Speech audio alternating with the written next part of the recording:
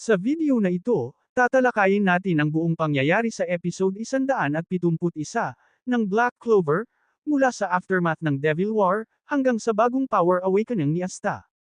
Kasama rin dito ang deep analysis sa anti-magic, Devil Union, at future threats sa Clover Kingdom. Kung fan ka ng Asta, Lib, at ng epic battles ng Black Clover, siguradong magugustuhan mo ang video na ito. Watch until the end, dahil may theory tayo, tungkol sa susunod na transformation ni Asta. Paano kung sabihin ko sa iyo na may bagong limit si Asta na hindi pa natin nakita sa anime? Isang transformation na kayang lampasan kahit ang kapangyarihan ng mga Supreme Devil. Sa episode 171 ng Black Clover, nagsisimula ang isang bagong yugto ng laban, kung saan si Asta ay haharap sa mas matinding hamon matapos ang Lucifero incident.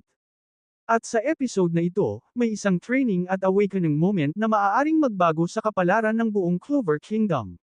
The aftermath of the Devil War.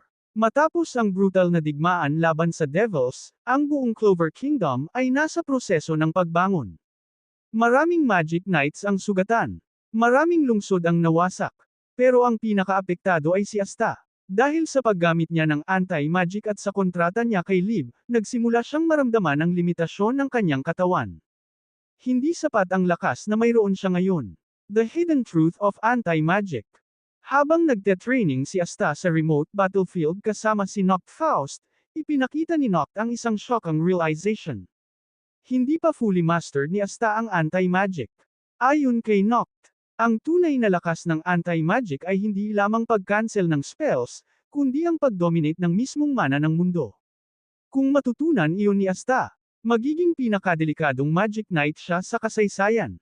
Asta and Lib Synchronization. Sa episode na ito, nagsimula ang isang bagong training. Soul Synchronization sa pagitan nina Asta at Lib. Hindi na simpleng Devil Union. Kailangan nilang magtiwala sa isa't isa bilang tunay na partners. Sa isang emotional moment, sinabi ni Lib, "Hindi ako nandito para gamitin ka, nandito ako para lumaban kasama mo."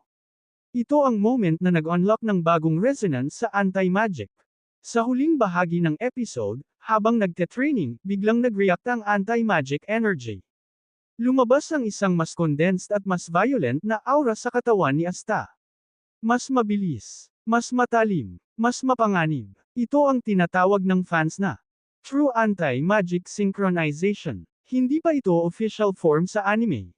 Pero malinaw na ito ang susunod na evolution ng Black Form. 1. Bakit mahalaga ang bagong form na ito? Kung mapapansin sa story ng Black Clover, karamihan ng kalaban ay umaasa sa mana. Pero si Asta, zero mana. Ibig sabihin, ang anti-magic niya ang ultimate counter sa buong magic system. 2. Future threats. May mga pahiwatig na may mas mataas pang devils kaysa kay Lucifero. Kung mangyari iyon, si Asta lamang ang maaaring lumaban ng patas sa kanila.